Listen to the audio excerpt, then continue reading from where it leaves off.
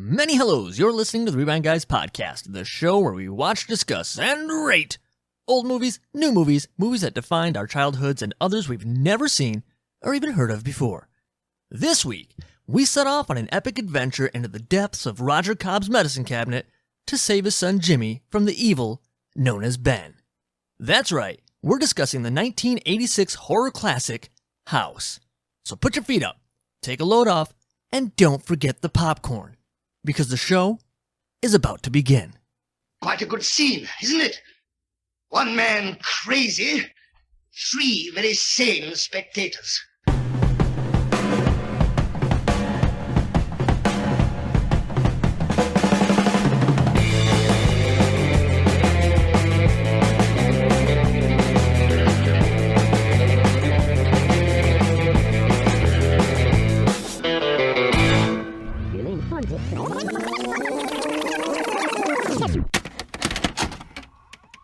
Welcome back to the Rewind Guys podcast. I'm your host, Patrick Andrews, joined by Mike Andrus. What's up? Russell Andrews. Welcome to Walmart. And Isaiah Page. Welcome. Today we're talking about the movie House, a horror fantasy with a runtime of 1 hour and 33 minutes, was released in 1986, filmed in the U.S., and stars William Katt as Roger Cobb. I really didn't bring you over here to watch a movie. You didn't? No. You got some, Yeah, let's go upstairs for a minute, Harold. George Wendt as Harold. Me? No. Oh. What would you like me to do? I'll help. And Kay Lenz as Sandy Sinclair. Hi. Sandy. I tried to call, but there was no answer. I was worried about you, Roger. This movie was directed by Steve Miner, had a budget of $3 million, and made $22.1 million in the box office.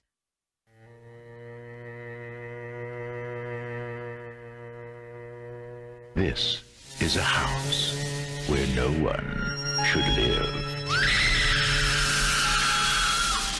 Roger Cobb has come here alone. But no one is ever alone in the house. Leave while you can. No! Sandy.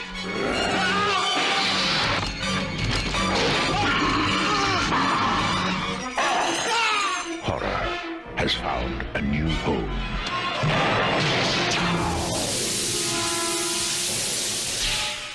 House. Enter at your own risk. The movie opens up, and we see this big, beautiful house, and who enters the frame but the grocery boy delivering some groceries to Miss Hooper. And he goes in, and he's going to leave the groceries on the table, and he's just going to collect his money next time. But he hears an intriguing sound. Oh, yeah. Which obviously needs, further delving into. He did try and catch the old lady doing some nasties. That's what he was looking for. Well, I mean, he did look in every room on the way. He where found it. did. That's nosy right there. That's Very. 100% nosy. Like, I ought to know where she's at. It's like, just drop groceries off and go. I know, no kidding. But he hears like not so much a thud, a muffled thud. I don't know. But I like when he's walking up the steps and he sees that painting. He's just like, sick. And I don't know why, but I kind of chuckle at that I had part. the same idea, though. Sick. Yeah. Look at that. So he checks the first room, nothing there. There's like some things kind of out of place. Chair tipped over. It's looking a little ominous. So now he's looking around even more. I'm sorry, but this is me. I am out of here. I would have been out of there when I heard the noise. I'd have been checking the shower. See what she's up to. Okay, so obviously you have a crush on Mrs. Hooper. Yeah. Okay, all right, fair enough. She's a silver fox. So he looks in the next room, and what does he find? Russell. I don't even remember. Isaiah, you love this movie. You know it comes up next. What Love happens? it. I mean, but no, that's where he found her hanging in her Old bedroom. lady swinging. Yes, he finds that Mrs. Hooper is a swinger. He freaks out, runs out of the house, and the story furthers along. We now see. Wait a second. Most important part of the movie. What do we got?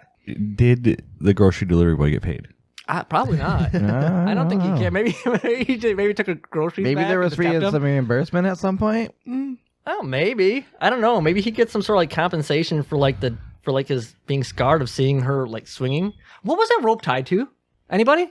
Sadness. That's a fair point because I couldn't even tell you. I don't think there was room. No, I don't think there was. Just now hit me. I don't know. And by the way, she is clearly an expert noose tire. Did you see? Did you see the massive knot on that thing? Oh man, gets the job done. No, you're right. You're right. Trap an elephant with that. Oh man. So we go to the cemetery scene, right? He's being consoled by, I don't know who the guy was, and he's just like, trying to console him. He's like, hey, you know what? I don't know why she did what she did. She's not crazy. Maybe a little senile, but she's not crazy. She wouldn't do this. But wasn't the opinion of her widely that she was crazy?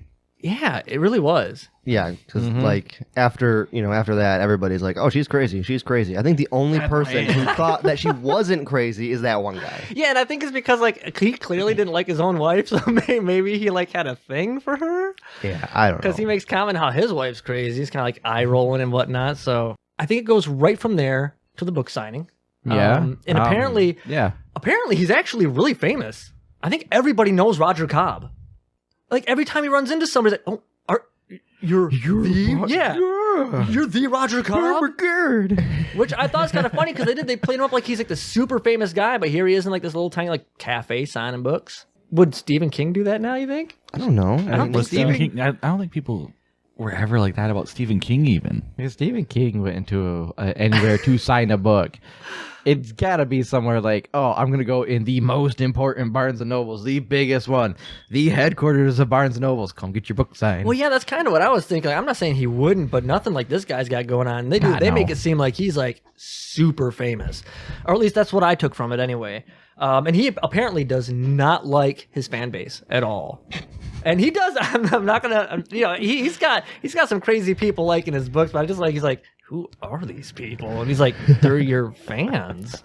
Like, does he feel like his book's like so deeply intellectual, like he should have like all these sophisticated types liking it or something? Have you met people though? That's the thing. They're just there. They're just average people. He's got a book called Blood. Was it Blood Dance? I think it was what it was. I mean, yeah, I think that was the name of it. Doesn't strike me like it's going to be some deep, meaningful book. But all right, Are you judging it by its title? I'm judging the book by its cover. Have you seen its cover? Yes, I have. It actually is very basic. It's a black sleeve cover with white letter. No, red, white.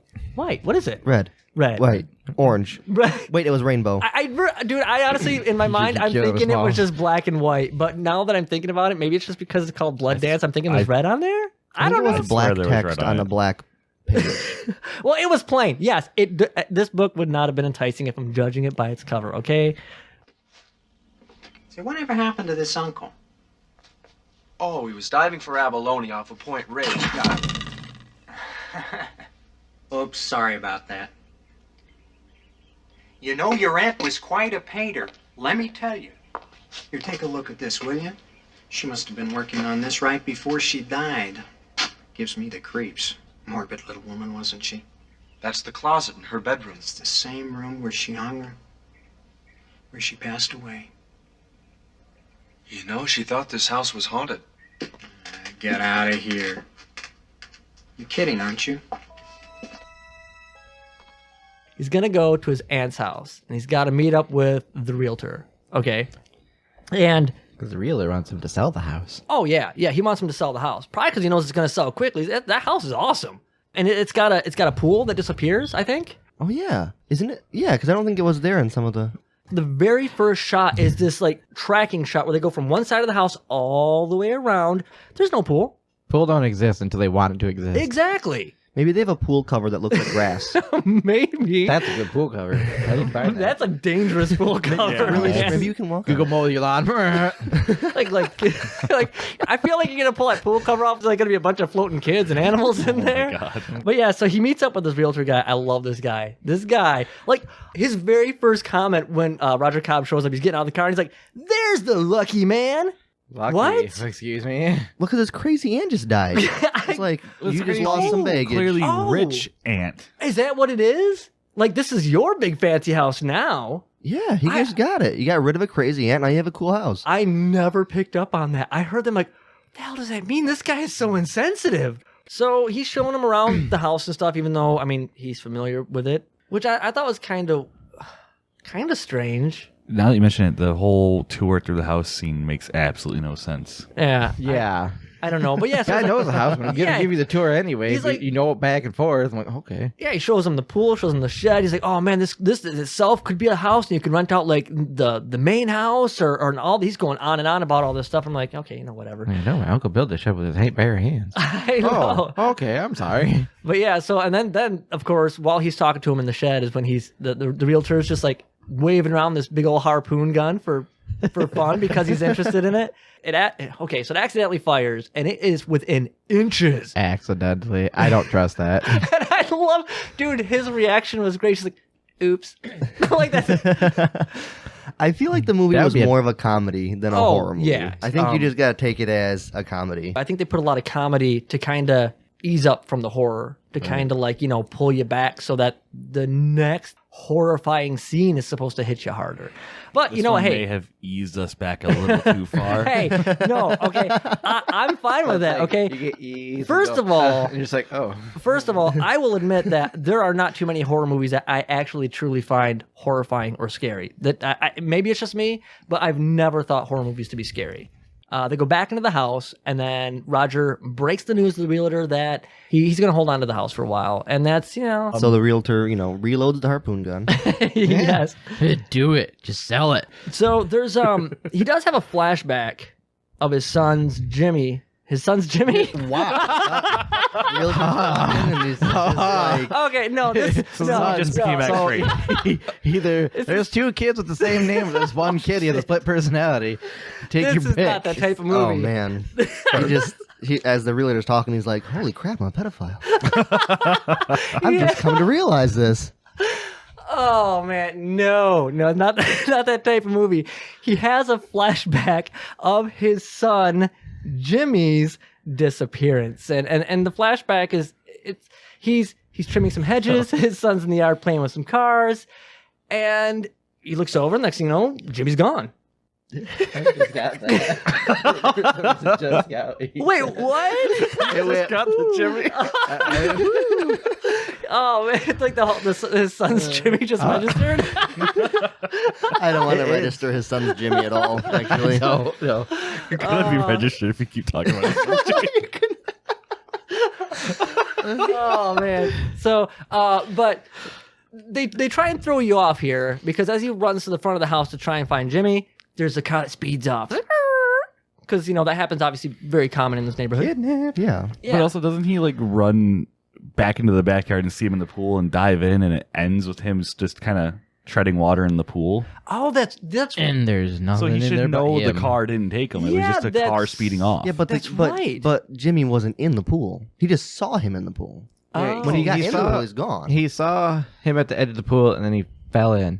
So he dove in to get him, and then he comes up. Jimmy's nowhere to be seen. Jimmy's gone. Poof. So he thinks that maybe I'm stretching here. So he thinks that maybe Jimmy was kidnapped and maybe he just was going crazy from hysterics or something. I mean, I think that's one way to look at it, I think. Okay. Is that, he kind of lost his mind a bit there. Okay, all right, yeah. So then we learned that that's how his son up and vanished, and where things are currently. So he moves back into the aunt's house where he used to live before, and the first night, okay, we're like maybe 20 minutes in ish, and shit's getting real. First night, he hears some noises, okay, upstairs. Yeah, Noises. yes. So he goes up there, and it is his aunt, but she's not swinging this time. Not yet. She seems alive and well, and she ultimately tells him that the house got the best of her, and he needs to leave. Get out while you still can. And then she jumps because she put the noose around her neck. She's going to jump down, and she disappears. She's gone. Poof. Yeah. And he just like passes us off like it's nothing. Yes, thank you. Right? He's just like, oh, I forgot to take my medication today. Yeah. Is that what he does next, actually? I think so. And that's another thing, too. Does he ever actually take his medication? I think you went to, but decided against. I think it. every time he goes to take it, I don't think he ever actually takes it. Which He makes looks at the me bottom think, Yeah. for a minute, it's like, oh, so he's hallucinating all this stuff until he brings the neighbor into it, but then the neighbor sees it. Yeah. So then then it's just confusing. Yeah. Oh, yeah. I was all over the place with this movie, and actually, that's one of the things that kind of brings it down. Like seeing this, I don't know if it's I was watching it more like trying to be analytical or if it's now with my adult eyes. Dude, there's a lot wrong with this movie. Howdy, neighbor. Just move in? Yeah, last night. Harold Gorton. Hi, Roger. Roger. Well, hey, it's great to have a new neighbor. Woman lived here before you was nuts. Biggest bitch under the sun. Just a senile old hag, really. Wouldn't be surprised if someone just got fed up and offed her, you know what I mean? She was my aunt. Heart of gold, though. Just a saint, really. And such a beautiful woman for her age. Mm-hmm. Would you like some dinner? You and the whole family? Just come on over, or I'll whip something up, you know? Afraid I'm alone. You're alone? Well, that's better yet, you know, because just get some burgers, watch the game. You're an A's fan, right? Flash forward already to the next morning. And he's outside taking out the trash in his sick, deep V sweater. I mean, I'd wear it.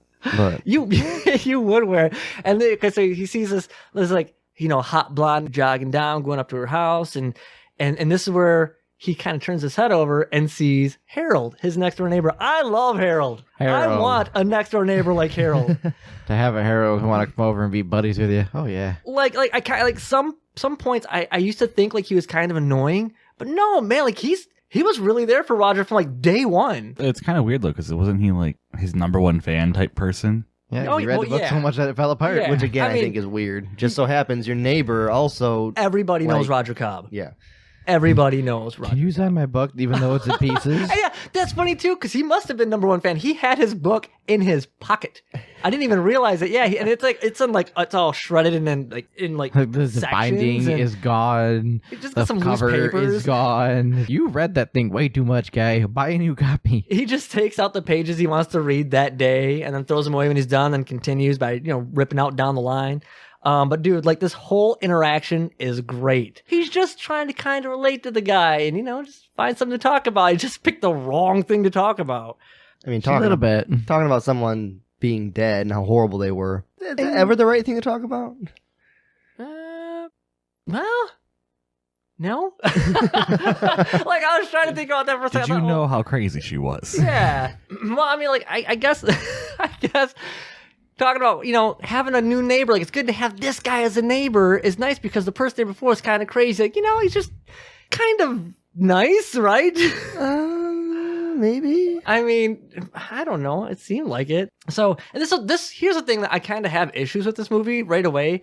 And I don't know if you guys noticed this, but man, it jumps from day to night, day to night, day to night, like over and over again rapidly. What was it? That night, he was in his house, he was getting ready for bed, and he heard something. Yes. And he went back to his aunt's room. Oh, yeah. And nothing. Checked the closet, nothing. Then the clock strikes 12. Opens up. Oh, yeah. This is where we get to look at like the first creature, which actually, I like this thing, man. That I think was the only decent jump scare of the entire movie, though. Compared to, like, the Guardians movie, CG. I like that they used, It wasn't CG. Yeah. I like practical, yeah. So it looked real because it was real. Although, did you guys catch? Because I seen it right away. Like even before he goes to open the door, like this must have been a soundstage. Obviously, the walls moving. I didn't catch that at No. all. I thought it was just because the monster inside. Yeah, going the crazy. monster's magical, and the whole room is now magical. No, I watched it like 3 times. I was cracking up. I was like, I've never seen that before. And yeah, the whole wall just it just moves forward, and the door looks all flimsy, and but the creature comes out, and the creature's really cool. But that's the thing. Like, here's what's weird because we went from the morning, and it was morning when he meets Harold, and all that stuff goes on, and then it's nighttime. Right now, where it's midnight, this happens, and then it goes right back to morning again. Morning gets a delivery. Now it's nighttime. Yes. Setting up cameras. Everything goes like everything in this movie is like really rapid fire because he set up all his camera. Set up. All right, ready to go. Then runs downstairs, runs through the hall, jumps downstairs, jumps down the other flight of stairs, runs out the door. Yeah. Oh, and I love There's Harold. Yep. And I love what he says. He looks at his dog after he goes. Roger goes back in because he needs his solitude for writing. And I like Harold's like, man, writing looks like a lot of fun, doesn't it? And he's talking to his dog. I was like, yeah, I think that's pretty funny. But like, it's weird though because you have this multi-faced, crazy monstrosity coming out at you in your closet. And even when he's leaving from that scene, he's almost like clutching his like robe, like appalled, like, oh, that was creepy, I guess. But he did get hurt by it. But who's staying in the house after this? I would actually kind of be gone because I'm just like, oh, there's a creature living in my house trying to kill me. All right, bye. And I wouldn't order like a bunch of cameras. I'd order like a bunch of guns or like some grenades or something. I don't know. Throw a grenade in the closet. Pow. He has a gun. We see this later in the movie. He Oh, just yeah, did yeah. cameras instead of the gun first. But also, I would have been gone when the old lady hung herself. Oh yeah, Like, but I mean, like, as soon as I saw that, I'd be out. but it's weird. I'm wondering, like, maybe he does deal with hallucinations and stuff because even with Jimmy in the pool and then this, That's what I'm thinking. And like the whole movie, you're thinking, oh, like he's been through Vietnam and now Yeah. he's all messed up. But then Harold keeps coming in, right? and he Here can comes see it all. Harold. Right. So then that just ruins that idea. 'Cause So I what ca- is happening? Right, because me and Mike kind of thought the same thing too, where Mike was on the PTSD side of it, and then with like the pills and his aunt being crazy, maybe it's like a family kind of thing, like they're all just kind of crazy. Right. But yeah, that you can't think that way because Harold sees it all. Unless Harold is so nice, that he's just playing along and doesn't see any of this. Yeah, Right? maybe, but no, there's no way. I almost could believe that. But no, man, not a single person I know would stay in there after that. All right, you know what? We're done. It's Yeah. okay. The demon's gonna have the house. I'm gone. Bye. But yeah, so it was just really weird. But I do. So he goes out, he buys all these cameras, and I do love when he's setting them up though, because he's got all the cameras. He's turning them on. What the hell sense does it make that he's winding the 35mm cameras and setting them down? They ain't gonna do nothing. Yeah, What's I the thought point that of too. I'm just like, I think you're okay. gonna take a picture. Like, click, click, click, click, click, click, click. Yeah. All right, run. It maybe. I don't know about dude out pretty Back good. in the day with cameras like that, you have to turn each individual one on. So unless you already had them set up and running, it's just like you're wasting film. Great. Yeah. You're smart. So that all goes down. He tries to catch it. He opens the door. Nothing's there. So he's kind of bummed. Turns everything off and he kind of walks out. Kind of bummed.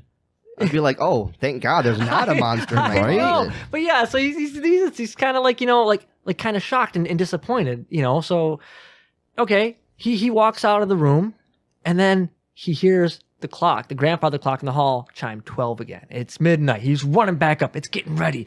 The intense music's playing, getting ready to do it. And what happens? Harold. Harold comes up and just taps him on the shoulder, scares the butts out of him. Go on, buddy. Oh, shit. And why is he there? Anybody? Beer. Sex. Beer and food. Not sex, beer, and food. Yes, because you know why? Solitude is always better with somebody else. That's not how that works, but I'll go with it. This is another one. I mean, I can comment on this earlier. He just walked into somebody else's house at what was it, midnight? To just hang Yeah. out. Yeah, didn't knock exactly. anything. He just walked in, wandered to the house, and found him. Scared the shit Who out of doesn't him. lock their doors? This is a nice neighborhood, man. Except for Apparently. that creepy speeding car in the beginning of the movie where you think your kid was kidnapped. This is a nice neighborhood. You do not need to lock your doors here. And apparently this is just a trait of this neighborhood. The delivery boy did not, he just walked right in. George Wentz just walking right in. It's what you do here, man. Everybody knows everybody. It's a happy community. This community is like family, okay? Well, exactly. And we're gonna learn how friendly this community is and how easy everybody gets along and whatnot pretty quick here. But until then, they're in the kitchen. They're enjoying their beer and pizza. Was it? I guess it doesn't matter. Beer and pasta, I think it was. Beer and he brought pasta? in spaghetti. He had. I think he made something at home and brought it over. that It what looked it like was? it might have been spaghetti. I don't know, but that sounds good. Beer and pasta sounds like the worst combination ever. It depends on the pasta. Really To me, heavy. spaghetti, it's almost like pizza, just there's not bread. You Yeah. got pasta instead. Well, I just don't like beer, so maybe I just can't see it from that aspect, I suppose. But he's already opening up to Harold. Shows him the claw marks, and then, oh man, what did he say? Like, that's a really nasty scratch? Or something like that. He kind of downplays it. And now Harold is realizing how creepy Roger Cobb is sounding here. He's kind of trying to get out. He said, well, if you catch a ghost, I would love to see the footage. Let me know what happens, what goes on. And on his way out, he grabs Roger Cobb's phone book. Oh, yeah. Yeah. His little black book type thing. So when he gets back to his house next door, he's going to call Sandy Sinclair. So it's okay to steal people's personal items For their as long safety. as you think it's going to help them. Yes. I was gonna say as long as they don't know. I mean, Yeah, that too. I'm not saying stealing is right, but And if how do you know there's phone numbers in the book? Well, doesn't the book say phone numbers or Does something? it? I thought it was just a unlabeled. Maybe it was. I don't know. Man. I don't think I remember. feel like, and I guess I don't know exactly what was on the book, but I feel like I remember it had like that gold stamping of something on it. Oh, Maybe. I And didn't maybe notice not. that. But he picks it up without Roger seeing, and he goes next door. He calls Sandy Sinclair, and he tells her like, "Hey, you might want to check on this guy. I know you guys kind of aren't together, but like he's talking about ghosts. He's going crazy and whatnot. Just thought I'd give you the FYI. But she can't be there because she's got some recording and filming to do the next day. She's a very talented soap opera actress. Yeah. Very talented. And then here we are again. Like, that scene goes down, and we're back to morning, isn't it? We go right back to the morning. Yeah. Oh, man. This is where I got to remember, because, like, this is, like, this next part of this movie, so much stuff goes down here really quickly.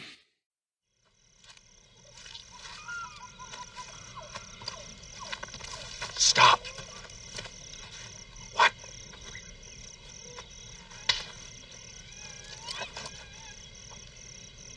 I heard something.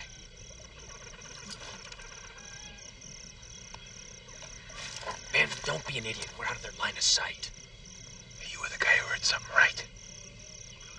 Got an idea. Let's find out where Charlie really is. You, Charlie.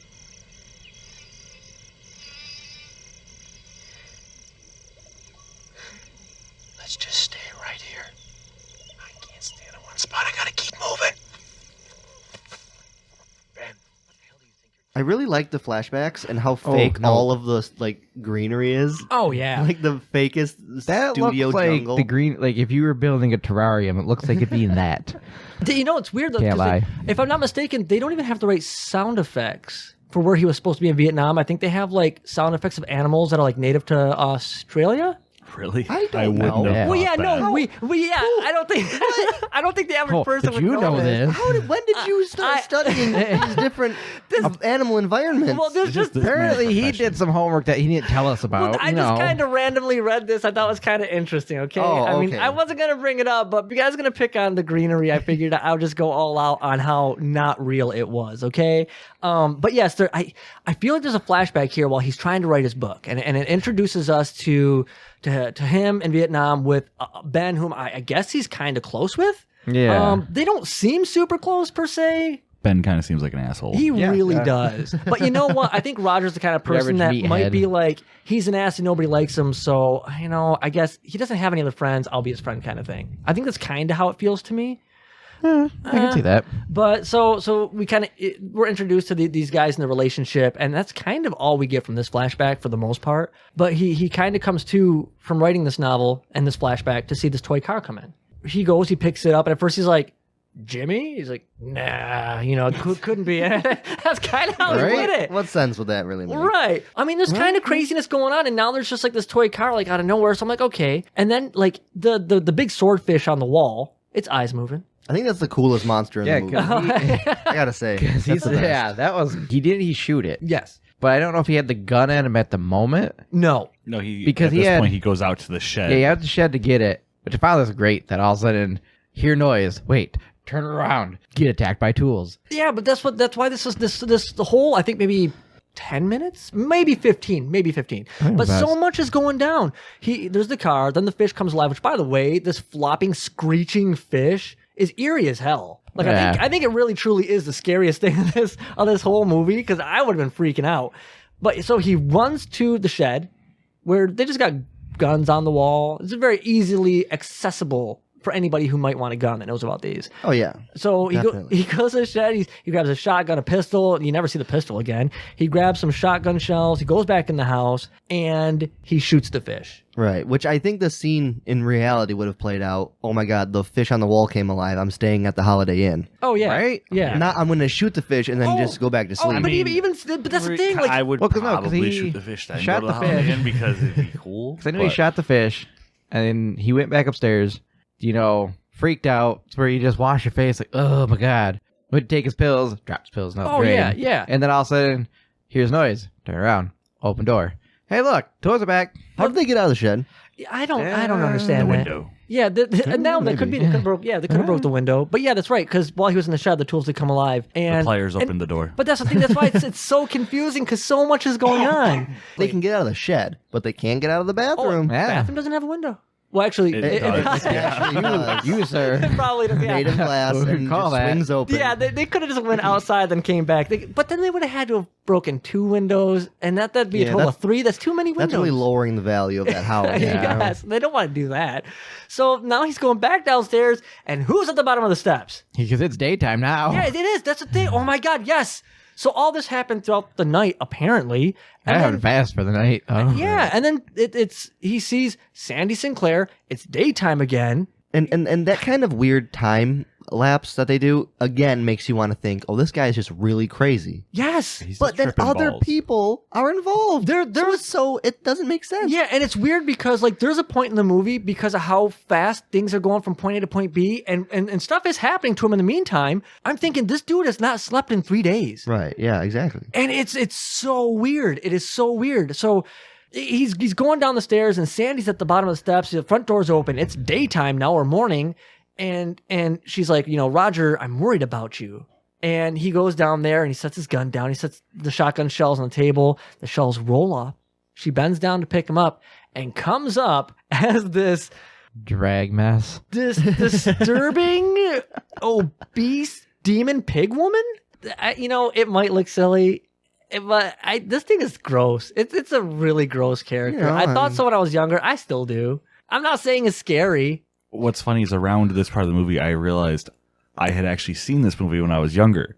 Oh. I really remember this fat, weird, ugly character. I remember it freaking me out as a kid. Like, this thing is gross. Oh yeah. How did they get upstairs? Because wait, hold on, wait. She comes up as the nasty pig woman thing, right? Oh yeah, no. Oh, he 'Cause gets she came up juked. when the table knocked over. He shot her, Oh, okay. and then Oh, neighbor yeah, called yeah. the cops. Oh, that's right. Because this wasn't all. Yeah. This wasn't all one scene. This was kind of broken up. That's right. Yeah. Because that's why I thought this whole thing was one long scene. Because when she turns into the crazy woman or whatever, he freaks out. He gets off 2 shots on her. One pushes her back kind of outside. He steps forward, shoots her again, and now she's down. And this is when now that they're outside. Apparently, when you're outside of a house is when you can hear a shotgun. I think that's right. Harold wakes up, sees him with the gun, but his vision's kind of like his vision's kind of blocked a little bit by some hedges, so he doesn't see his wife laying on the porch, who is now back to I don't know if his wife or divorced or whatever, but back to her. She's back to normal. And I've never shot someone before, so I can't say. I know where this is going. I don't know. I really don't know how this works. But he shoots this thing more than once, and it lays on the ground or on the porch outside, and the porch is like light gray or something. Oh yeah. And then he drags her back in. And there's not a drop of blood anywhere. Oh yes, Yeah. Thank you. I thought the same thing. Yeah. And even if this was like some kind of like, I guess if this was like a creature trait, if it really truly was a creature, maybe it's different. And I was gonna say, why didn't he notice something weird about that? But I don't think he would have cared. I guess even if he had noticed that. You'd be panicking. Yeah. But Unless when the none of that was creature- real and he was shooting at nothing and it is all in his head, yeah. then there'd be no blood. But then why does the neighbor see the monsters later? Yeah, I don't know. So yeah, so he That's what and then pretty much this would kinda, make like, sense. ruins it. Yeah. This would completely make sense because he never technically seen the woman, So yeah, all this would have lined up as like a psychological thing. But yeah, you're right. This is all gets flushed down the toilet by the neighbor. Honestly, if it wasn't for him, this could be kind of deeper. Yeah, like a psychological Yeah. thriller, but it's I don't know. So Harold sees him with the gun and calls the police and reports a suicide attempt. And the police show up, and he plays it off like he's polishing his gun. He didn't know it was loaded. It went off. He apologizes. And this neighborhood, man, they're pretty forgiving. And this also shows that a little bit of fame, or a lot, depending. I still think they play it off like he's really famous. Goes a long way because they're gonna write him a citation. But it's Roger Cobb. You know what? It's all right, man. Don't worry about it. We're good. I just want to point out his double barrel shotgun accidentally went off 3 times. I know. Yeah. Well, yeah, but Harold only heard it once. Nobody else is saying anything. Here. But yeah. to the thing, like, how did she get the monster get upstairs? And like, that's the thing. When she disappeared from the closet, it's Yes. like, that's where you don't know where she went. Oh yeah. But even before we get to that though, it's hilarious because I like when the one cop needs to use the bathroom. Mhm. Okay, so they go in. And, the one cop goes to the bathroom, whatever. And, Roger Cobb, he's super nervous. And the thing is, it's funny because I feel like there's some bad cops because they should know something's going on. Yeah. He is acting super sketchy, 100%. He's going to offer them coffee. And he's like, oh, no, you're probably on duty. You probably don't want coffee. And then freaking Harold comes out of nowhere. Also, what sense does that make? Yeah, I don't know. I mean, maybe on duty officers can't have things from Since people. when has a cop followed the rules? I know. But no, I like how Harold comes out of nowhere, like through the front door. Oh, no, coffee would be great. And yeah, so I'm like, curse you, Harold. Oh my God. What? Maybe Harold is a hallucination too. Oh. And so are the police. And none of this ever happened. And this movie doesn't even exist. And let's move on. Well, the police, yeah, but the police wouldn't have to be a hallucination. He's just sleeping in his dope carriage bed the whole time. Yeah, this could all just be a dream. But no, the hallucination, like Harold being a hallucination, would make all this make sense. Actually, it could bring it all to a close. But I feel like we're talking so long, and this is literally, I'm not lying, like 10, 15 minutes. And so the police go. He's freaking out because he realizes his gun's gone. And the woman's out of the little hidey hole he put her in. I don't know if he hears a noise upstairs again, or if he just goes upstairs to check the closet. The closet door shuts, and he's going to go to the closet and investigate, because obviously he feels she's in there. She sneaks up behind him and knocks his ass down with the butt of the shotgun. Oh, yeah. She tries to shoot him, but the gun's empty, because he's already fired everything. And he goes to run out of the room, and for some reason turns back, because, why not? He gets hit in the face again, sends him down. But he's against the door, where what's behind the door? The tools. Oh, yeah, the tools. They make a return. They make a return, and they take this pig lady thing out. I wanted to point out, she didn't bleed at all when her head got cut off. Yeah, no. These monsters must not bleed. Yeah, I mean, okay, those shears are pretty big. Oh, that yeah. neck is really thick. Oh, yeah. Oh. And they just went right through it. I've used shears like that before, and they suck. They can't cut shit. This is like the most obvious, creepy thing ever. Wraps the body up, drags out to the backyard, and then who does he see swimming in his pool? Just because apparently this is what neighbors do. Everybody just has access to everything around here. Right? Yeah. The blonde woman who was jogging before is in the pool swimming, and he's like digging a hole with a body-shaped wrapped thing right next to him, and she's just like, what are you doing? And he's planting trees. Yeah, was it like a peach tree or yeah, something like that? And she's like, oh, okay. Yeah, because these huge no one questions anything. Oh, it's just a sapling. Yeah. Fucking sapling is like the size of a 400-pound woman. Yeah, she has the brain of a rock. Yeah, so that it's weird too, because now this hand comes creeping out. Apparently, it's not 100% dead. And he goes to step on it so it doesn't touch her foot. And he gets super close to her. And I'm sorry, but I think at one point she even kind of like glances down. How is she not seeing this? She was looking at his penis. She was like, oh, you got closer. Yeah. Oh, okay. Because she knows when, there's a time for work and there's a time for play. And she knows when the time to play is. All that digging holes and making him thirsty for some loving. So, but yeah, this whole spot kind of finally comes to an end. Finally, all this stuff kind of slows down. She leaves. He rips the axe off the body and decides, I'm going to cut this thing up into pieces, because that's what needs to happen. He does that, buries everything in individual holes, which is even now creepier. If she ever comes back there to go swimming again, I mean, this doesn't look like suspicious, right? A forest of invisible saplings. Oh, yeah. She'd probably buy it, though. I mean, she's not very smart. Like the size of the parts looks more like trees at that point than it would have before. Yeah, I know, no kidding. So he goes in, and at this point, he sits on what used to be his son's bed, and he falls back, which at this, I figured he crashed. I figured this is the point where he's sleeping. Because if not, he's going on like his 4th day without any sleep. Right. Yes. And so I just assumed, okay, he's sleeping because... Fast forward, it's nighttime. And he's patrolling his house. Yes, yeah. And he ends up at his pool. Hears sound. I don't know, does he somehow hear something in the backyard? Yeah, because he hears something, turns around, dog, dug up hand. Harold's dog. Yeah. I never even realized it was Harold's dog. Harold's never dog. even put that together. Hi. Ready to play? Hello. This is my son, Robert, and he really loves to play.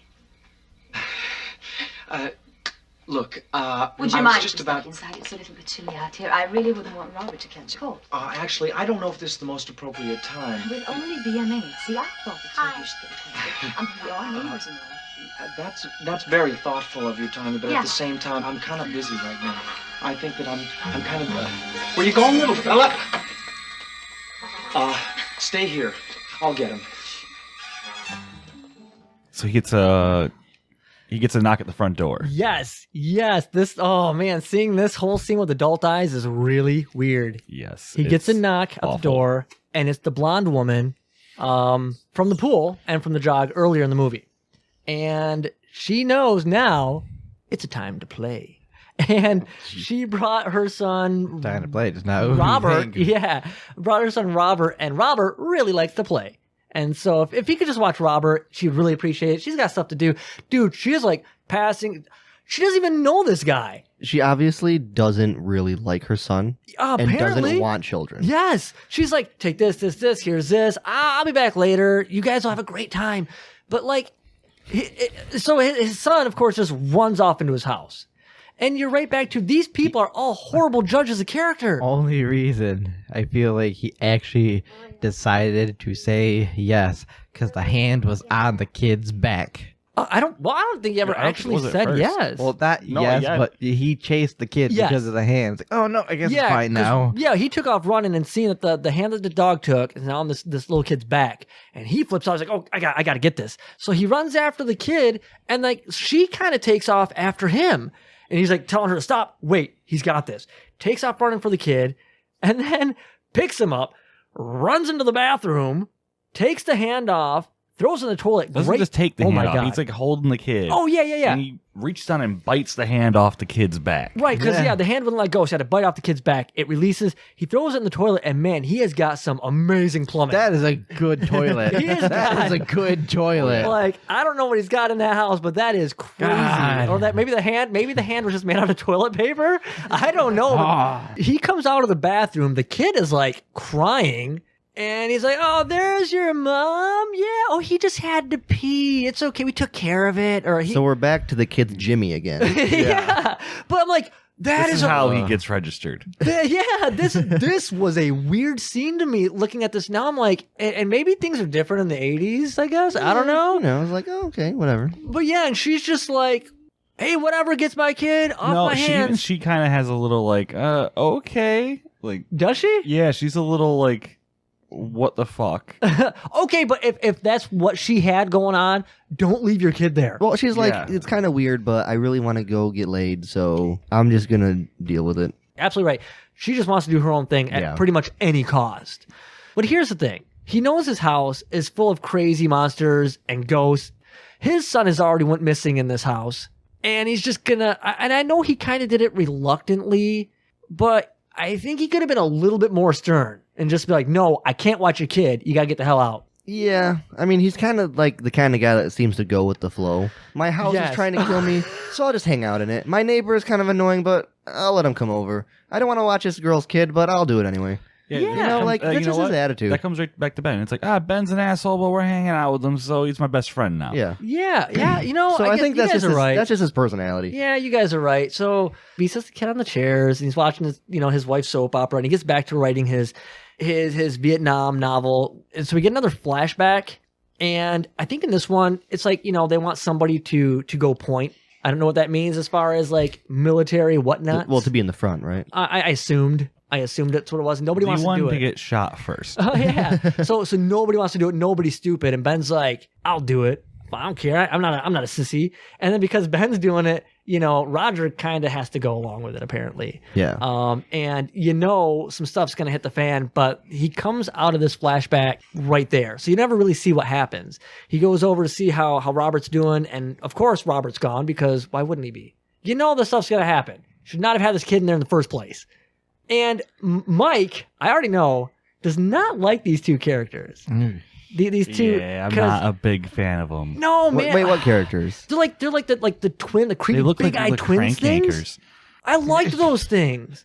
So he goes upstairs and he sees this creepy face like closing the door, and like so he runs into the room, and there's a fireplace in the room, and they're trying to take Robert up the fireplace, and you get a couple of shots, and okay, they're just solid masks. Like there's no movement in the mouth or the eyes or whatever, but they were pretty creepy. Yeah, they were. I thought they were pretty good. And I think where this movie kind of goes wrong with some of it, I think they could have creeped it up a bit more, is all this stuff is filmed in really harsh light. Like, man, if you've seen these faces and it was like more dimly lit or something, it'd be creepy as hell. Maybe. I think so. I think it'd be really creepy. Change of color palette on all the monsters and a little less light, and it would have been creepier. I mean, I guess if you're going to watch this movie, turn the brightness down on your TV. Yes. Oh, yeah. Yeah, there you go. But yeah, I just feel like everything is filmed with really harsh light. And I think that if they maybe kind of brought it down a bit and made it a little bit more eerie, I think it would have been more effective. So he gets Robert back, and obviously probably because he's covered in soot and whatnot from the chimney, takes him, gets him cleaned up in time for his mom to come pick him up. And that's the end of that scene. Like these, again, I feel like for everything bad that happens, nothing all that bad actually ever ends up coming of it. So this guy just kind of like goes on with his life. At the end of the day, he's like, oh, that was a day. Yeah, it's all like mild inconveniences. Oh, this sucks. We're okay now. Oh, that was terrible. But I'm all right now. It's like it's a horror fantasy of minor inconveniences. That's exactly. That's an interesting movie. Yeah. Do you remember the other night when I told you I saw something? Yeah. Well, I guess I must have been a little hysterical because it wasn't a ghost. It was a raccoon. Really? A big raccoon. About the size of a St. Bernard. Cujo the raccoon. I got him trapped right now there in the closet. You're not afraid of raccoon, are you? Me? No. No. What would you like me to do? I'll help. You ever seen one of these before? Yeah, sure, every day. What is it? This is my uncle's harpoon gun. Mm-hmm. Take it. Great. Is this all the same night? Because then I think Harold comes over, tells Harold that the ghost he thought he had is just a raccoon. A big raccoon. A big ass raccoon. Big raccoon. And it's coming into his closet because there's a hole in the ceiling. He goes out to eat. And he comes back, and he's apparently got a nest in there or something. This is also like the most manic he's seemed. Like he actually seemed. Like, he's not. Nothing bad is happening, but he seems like he's panicking more at this part than anything else. Harold? No. Well, yeah, and I think that's what makes Harold for the first time like nervous because Roger's just like, there's this raccoon, man, and it's gonna come back, and I need to get some more cocaine, but raccoons. But yeah, and yeah, so I love this because he's like, I need you to do this. I'm gonna open the door. You're gonna shoot it between the eyes, and Harold's just like, oh, okay, yeah, all right, dude, all right, yeah, I'll do, yeah, and he's just like. Oh, I'll do whatever, man. Let's just get this done. So he gives him the harpoon gun. He's like, ready. It's getting pretty intense. Like they're building up the suspense. And midnight strikes. He opens the door. And of course, the crazy multi-face thing pops out. Harold has the proper reaction. He is scared shitless and cannot move. And Roger's just wailing on this thing with the fire poker. And he's like, shoot it, Harold! Shoot it! And Harold is like still kind of frozen. He comes to, shoots it between the eyes. And Roger. No, he doesn't shoot between the eyes. He gets it like under the armpit. Oh, does he? Yeah. Oh, I thought because he said to like get it between the eyes. I really honestly thought he got it between the eyes. Like Harold gets like the worst shot. He gets it like in the armpit. Like does absolutely nothing. You know what? In my defense, since they had multiple faces, it very well could have been between the eyes of one of the faces. It takes 4 adult men to distinguish between armpit and eyes. Hey, this is not a very human-like creature. It's got human things, you know? It's got multiple of all those parts. Yes. So he hits it, and Roger's like, shoot it again, but he can't because it's a harpoon gun. And the creature getting hit freaks out, goes back into the closet, and the string attached to the harpoon gun wraps on the foot, and it brings Roger into... like back into his Vietnam days. He discovers Ben, and Ben's laying there, and he's in a like POW camp. Ben, man. Oh yeah, fucking Ben, man. I'm fucking dying. Fucking put me out of my misery, man. I can't fucking do it. I'm going to get help. Fuck you. Well, yeah, because he's dying. He's in pain. He knows that if Roger leaves, that the enemy's gonna take him back and torture him. Mm-hmm. And so he's like, dude, you have to kill me. So he pulls out, Ben's knife and puts up to his throat, but he can't do it. And I don't blame him. I don't think I could do it, man. I don't think I could do it. And so he's like, I'm gonna get help. No sooner when he walks away, I'll get you, Roger. Yeah, they come and they haul Ben off, and I'll come after you. So now they're shooting at Roger. He dives back through the closet into the room, and Harold is he's still there, man, and he just had a night. Out. Oh he's yeah, passed out. Dude. After seeing that, he just went straight to the bottle. Whatever he's drinking, most of it's gone, and he is out. But I like when he comes back too. He's like, oh, he's like swiping at him with the fire poker. Well, wait, it's morning though when he comes back. Is it? Yeah, because the room's lit up as if like there's no lights on, but there's lights through the window. Well, hey, hold on. It's here. like daytime light. No, it is, but I don't think it's because it cut after that whole thing ends. Are Then these it cuts back to night portals again. that he's going through time warps? Yeah, maybe. I just had a thought here. What do you got? Hold up. What do you got? Oh, well, you first. Okay, well, just real quick then. This is the first time Harold sees anything, really. Yes, because the other times it's always obscured or just sounds or something. But then the next morning he's drunk. So again, did Harold ever really see anything? I feel like I'd have to rewatch the scene, but it's almost implied like he saw Roger get taken away by this thing, and he's just kind of like, I need a drink. It just hangs out there drinking, waiting, hoping he comes back. That is what I took from it, but you could go the other way if you wanted to. I think it could work either way. That the Harold is a hallucination. Oh, yeah, like That's just my part of it. theory. That works. Yeah. Okay, I watched this movie twice. And even the first time I watched it, I still thought he put Harold in one of his rooms. So in the end of the, just jump forward, I will come back. But toward the end of the movie, when everything was burning down, I thought Harold was in there. Like they really don't. I did. I had to rewind it and go back and look. And apparently, he takes Harold back to his house. Yeah. But yeah, because it's the same couch that he makes all the phone call. Yeah, but it's weird because it's like nighttime. The whole set's kind of dim, and if you're not really paying attention, I didn't pick it up. I've seen this movie like a million times. I never picked that up. They should have had it though, to where Harold just burned up. In the I know. You know, like that's it. I think this is pretty much the final night, is it not? Because isn't something he goes back to the shed? Something because he goes back, he gets like a whole bunch of equipment, this and that, gets rope, and I think it's a gun and all that. He sees the painting this night.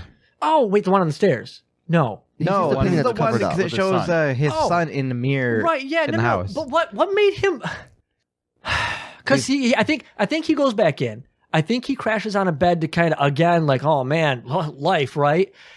And then he, I guess, has an epiphany because it just like something comes to him and he runs out to the shed and he's looking at the painting and he sees Jimmy in the mirror of the painting that was originally covered up by the rag. Mm-hmm.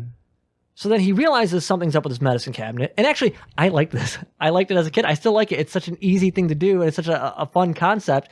He opens the medicine cabinet, and it's just a medicine cabinet. All his pills and shit are there, closes it back up, smashes the mirror, and there's pretty much like the gateway to the other side. Yeah, I think that's neat. That was a neat idea. And it was so simple, but I loved that. It's just a portal to where everything's coming through. Right. So he decides he's going to go in there and investigate and see what's going on. Yeah, so he's like, oh, look there's this never-ending abyss. Let me get 100 foot of rope. I know. Yeah. Okay, cool. Yeah. So he goes, he gets a shotgun, he gets some rope. I actually like the effect of the rope. Like tumbling into the darkness. Well, yeah. Oh yeah. But he goes down this thing and this dude, the flying skull thing was awesome. But you know what it reminded me of? Straight up Army of Darkness. So the skull thing comes at him and he takes a couple shots at it, or at least one, and misses it. Skull guy comes back, grabs a shotgun, flies off, but comes back again to shoot the rope off. Does like a slick flip of the shotgun too before he blasts the rope away. Oh yeah. Was that even the style of shotgun he had? Oh, I think it was the same. I didn't notice the difference. Yeah. But I don't remember it having that No, I don't think he did anything. He just the flying demon was just showing off. Oh, like he spun it for flair? Yeah. Oh, man, because after you were just now talking about it, I thought he had spun it around to cock it, kind of like, in the Westerns and stuff, where they do that with the lever action? Yeah, the lever action. But I'm like, that wasn't lever action demon earlier. was just showing off that he was about to wreck him. Okay. So he shoots the cord, he falls down into the water, and he's back in Vietnam again. This is where he discovers Jimmy in a bamboo cage. He saves Jimmy, and to get out of there, he goes back into the water with Jimmy, and they come out of the pool. So now you figure the closet is obviously a portal, the medicine cabinet's a portal, and the pool, I guess, is a portal. This whole house is just a hot spot. So here's what I think is funny, right? They come out of the pool that I guess is in the backyard. They go apparently through the house to go out the front door where they see Ben. If they were leaving, why did they go in the house? Why didn't they just walk out from the backyard? It was, hey, it was a straight line, shortest distance, man. You're not gonna walk all the way around this huge house. I don't know. I'm just making shit up. Yeah, but so he's not the Ben you've seen before. Now he's like crazy skeleton Ben. Zomben. He is Zomben. Bitch. Yeah, so Ben comes in, he's got this massive machine gun, which I think I hate this part, man. He's shooting this thing, there's no muzzle flare. It's like your basic shake and sound effect. It's so lame. I hate when he's chased after him and he's like, what does he say? He's like, back from the dead and run out of ammunition. And I'm like, really? Like, I realize I'm here to kick ass, chew bubblegum, but I'm all out of bubblegum. I get it. Like, obviously, I think they had to get the gun away from him because I think that made him an overpowered character going up against Roger. Yeah. But, like, he didn't even have to bring it back with him out of the Vietnam, portion. And we probably wouldn't have thought anything else of it. But I thought that was super cheesy. I'm not afraid of you anymore, Ben. Beat you and this goddamn house. Don't make me mad. What? I'm warning you, I'll slit his throat. You can't hurt me or my son. No, Jimmy. I'm warning you. So long, suck. No, Roger, no. I'll get you for this.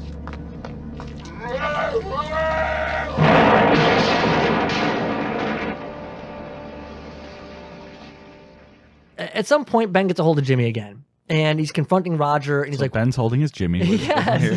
Ben is actually holding Roger's Jimmy. So, like, there's... This one's going off the rails. There's, really like... Here's the thing. There's, like... He's confronting him, saying, like, you should have killed me, right? And, Roger's like, dude, I couldn't do it. I'm sorry. I couldn't do it.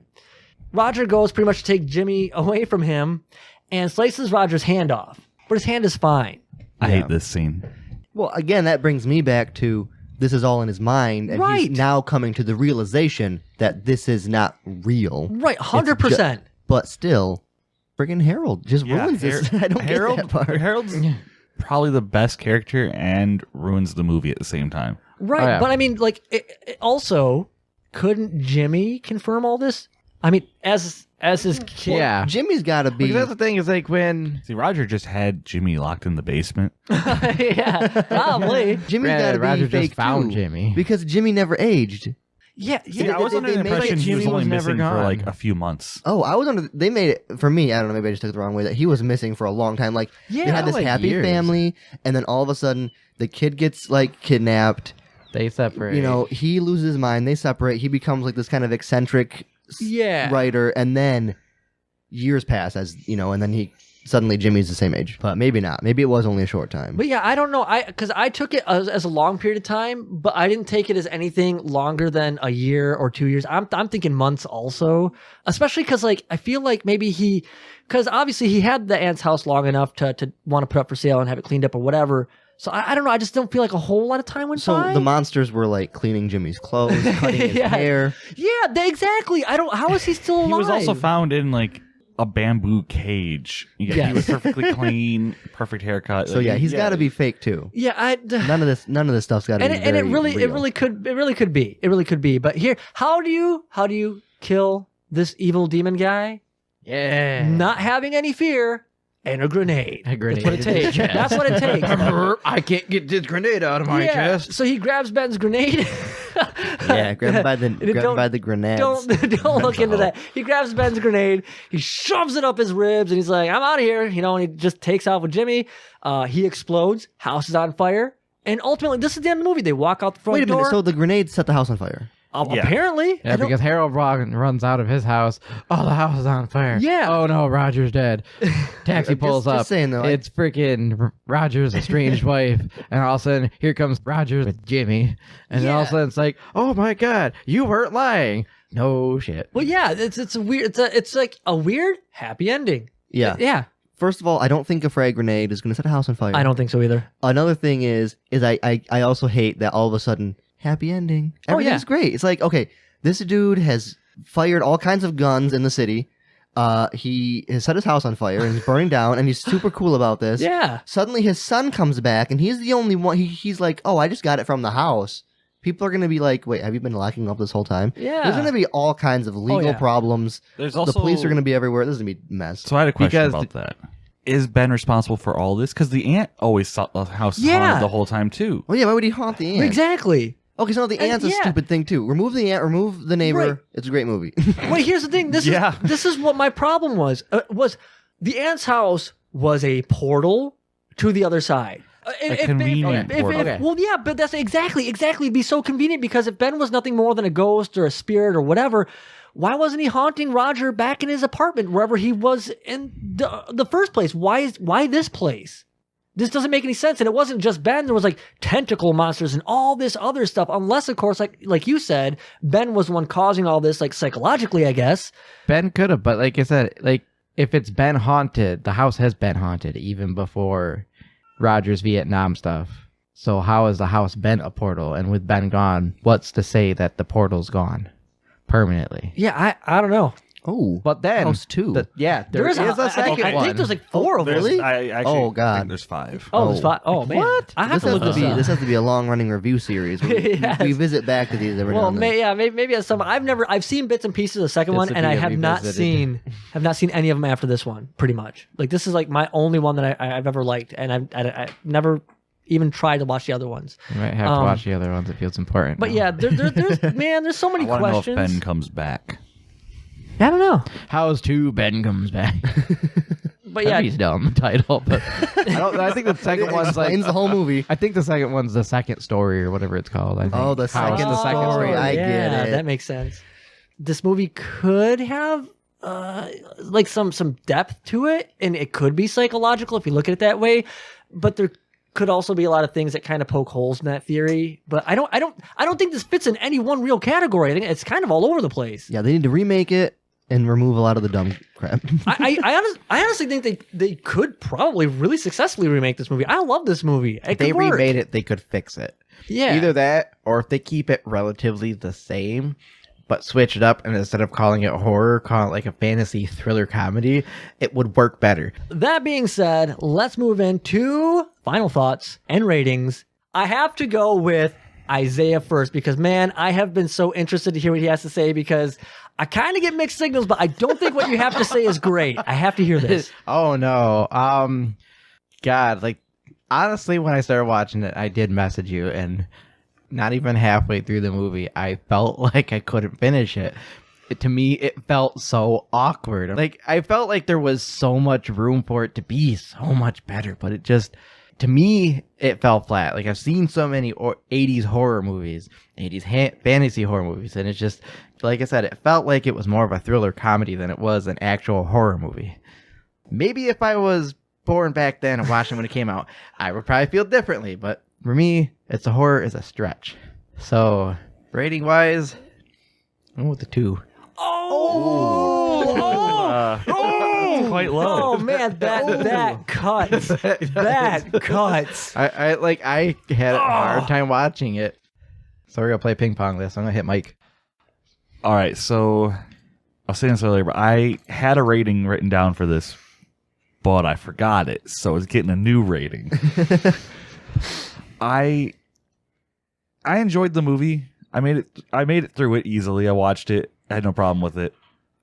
But the more I talk about it, the more the plot holes bother me, which is just bringing the rating down and down and down. And also the scene at the end where he cuts him and he's like, I'm not scared of you. You can't hurt me. I hated that. I hated it. So that's lowering it down. I think I'm going to give it a 3. Oh man, you guys. I think I had it originally as a 4.5. Oh man, you came down on that. I'll give it a 3.5 to be fair. No. Well, no. I mean, give it your rating. No, I think I think 3 is too low. 3.5. By the end of this patch, we'll be throwing stones at it. I hate you. We are never doing this again. All right, so it's up to you, Russell. What's the final score here?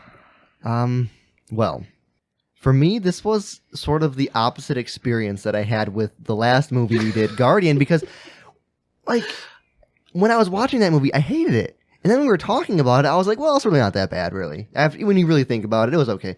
But this one, I was watching it and I was like, oh, this is pretty good. It's not so bad. But then the more we talk about it, kind of like Mike said, now it's kind of like, yeah, maybe it really wasn't that good. So, I would give it a 5. I think it's. Oh, you're better than me. No, Mike here. I think it's. You make Patrick feel. Yeah, no, that's fair. I'm also looking at it as like, if 10 is supposed to be the best movie in existence, But somewhere around a 3 to a 4 is not a bad movie. This, like I said, that horror is stretching it really thin. Though. All right, well, I guess best for last. Let me prepare here. Okay. First of all, okay. Hey, I will say, I will not deny that younger me.